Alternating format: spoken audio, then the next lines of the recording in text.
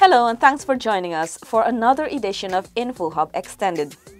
The Civil Defense Commission, CDC, is the body tasked with planning and conducting operations to deal with all types of disasters in Guyana. Earlier in March, they stepped into action after several West Coast Demerara communities were flooded after above-normal high tides overtopped sections of the seawall. The future of Guyana has never looked better. Our nation is on the cusp of a development program like never seen before.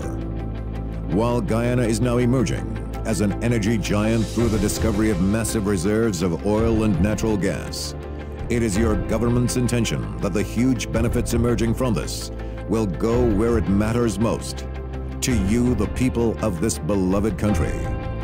There is a surge of confidence in the way Guyana is governed once again, and the level of investor interest is unprecedented. Guyana is poised to become the breadbasket of the region, and the pace at which this nation will grow through prudent fiscal management will be nothing short of impressive. But more than anything else will be the way every Guyanese, regardless of color, class, or creed, becomes a part of this historic period of national transformation, sharing in the wealth and well-being of it all as one Guyana. On Friday, March 2 and Saturday, March 3, the villages of Denamstel, Iflut, Stewartville, Lenora and De William were flooded and over 400 families were affected.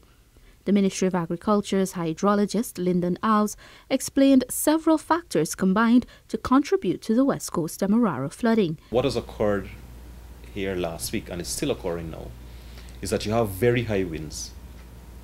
And those high winds are picking up the water and giving you high waves. So in addition to high tide, you now have high tide with high wave on top of it. A few days ago, a mid-latitude cyclone came off of the east coast of America and was in the Atlantic, and that system was generating waves as high as 35 feet. As flood reports started being made to the authorities, the CDC moved quickly to set up 2 disaster relief shelters. Initially, these shelters were located at Iflut Estate Community Center and the Iflut Secondary School. But eventually it was realized that there was only need for one. Director General Acting of the CDC, Lieutenant Colonel Kester Craig, said. We recognized it wasn't prudent to have 2 shelters operating at the same time. And we've decided to, one, because we want to ensure that children return to school, we decided to close the shelter at the school and move all the shelteries to the community center. Minister of State Joseph Harmon visited the shelter on March 10 to speak with the Neighborhood Democratic Council about concerns raised. I had a meeting with the chairman of the NDC and his councillors, and they pointed out what the concerns were. These, of course, were not matters of not resourcing them, but a matter of timing for things to be done. So I have given some guidance as to how the matters will be dealt with. Now we will deal with the shelter that is in operation. The shelter should really come to an end by Wednesday. I've given some guidance with respect to the cleaning that has to be done in one community.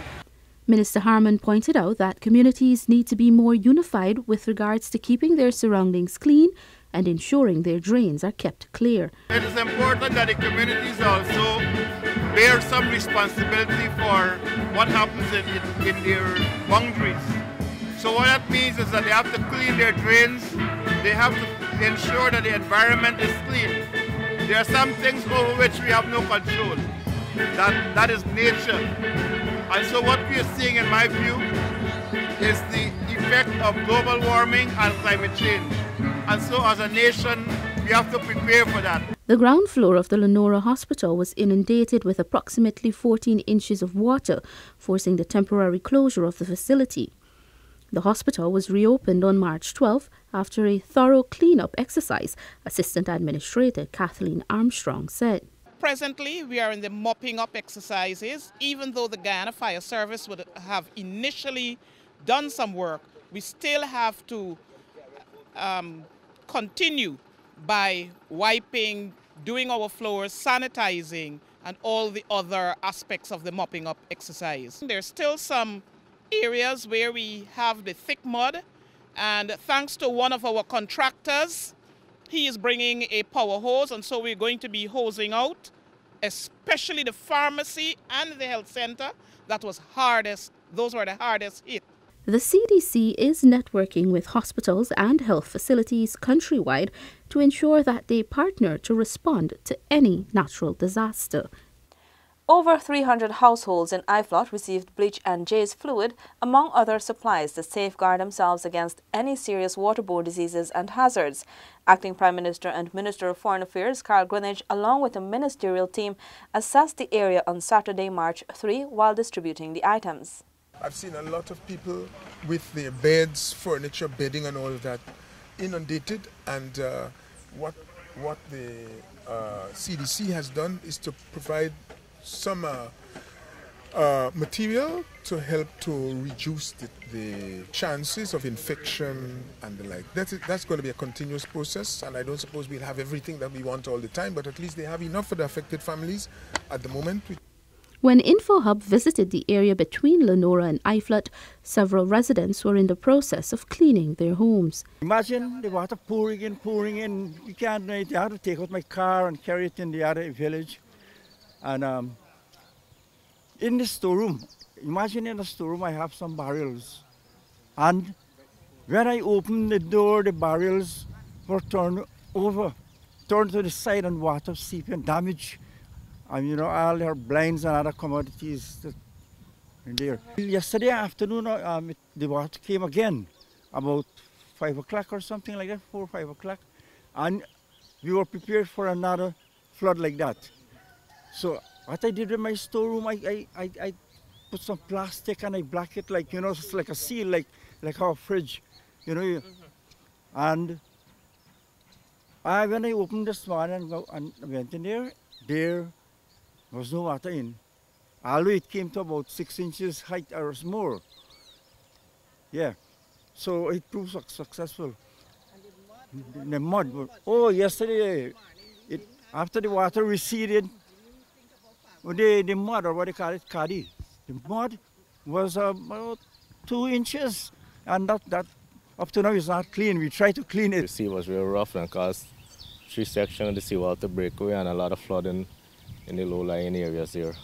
How many inches how many feet? In my yard, like, it was almost like about 18 inches of water all the way around. All inside the house got flooded.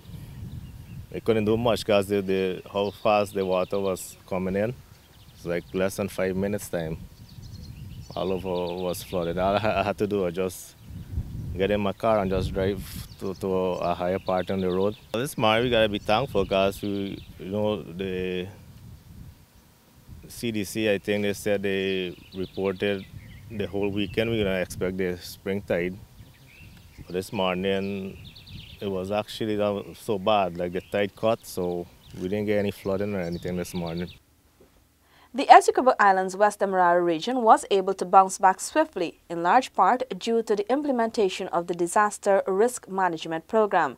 This program aims to increase the capacity and resilience of villages at the community and regional levels, and by extension the country, the CDC Director General explains. The regional administration took the lead in most of these activities and coordinated, because based on the system that's developed, when something of this nature happens, the region is supposed to take the lead. The CDC is supposed to just give us support the region, because it's not of a case where it's a national or a regional disaster where it overwhelmed the capacity. But what we find now, this type of operation is new. We developed a system, but we have to work with the regions to take the lead, and just CDC will be given technical guidance. So we're going to continue to work with all the 10 administrative regions to ensure that they're taking the lead on this relief type operation. However, despite the regional administration's quick response, it was evident that experience was lacking, according to CDC's Acting Director General, Lieutenant Colonel Kester Craig. I think what's lacking out of all of that is experience. I think experience comes from doing.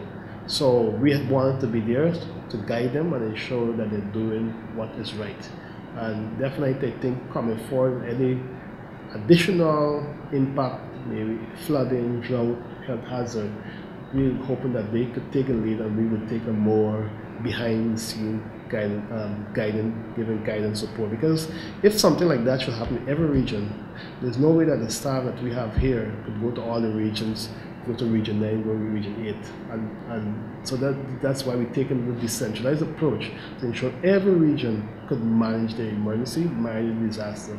If it overwhelmed them, then we now kicked in and gave them support, send resources to them, send a technical person, and monitor the entire situation. Supporting the relief effort were several agencies, among them the Guyana Fire Service and the Guyana Police Force, Camex Restaurant Incorporated under its Church's Chicken and Pollo Tropical brands, and ExxonMobil Guyana. The future of Guyana has never looked better. Our nation is on the cusp of a development program like never seen before. While Guyana is now emerging as an energy giant through the discovery of massive reserves of oil and natural gas, it is your government's intention that the huge benefits emerging from this will go where it matters most, to you, the people of this beloved country. There is a surge of confidence in the way Guyana is governed once again, and the level of investor interest is unprecedented. Guyana is poised to become the breadbasket of the region, and the pace at which this nation will grow through prudent fiscal management will be nothing short of impressive. But more than anything else will be the way every Guyanese, regardless of color, class, or creed, becomes a part of this historic period of national transformation, sharing in the wealth and well-being of it all as one Guyana. This brings us to the end of another edition of InfoHub Extended, where we focused on the crucial interventions by the Civil Defense Commission following the West Coast Demerara flooding. Thanks for watching. Please join us again. Goodbye.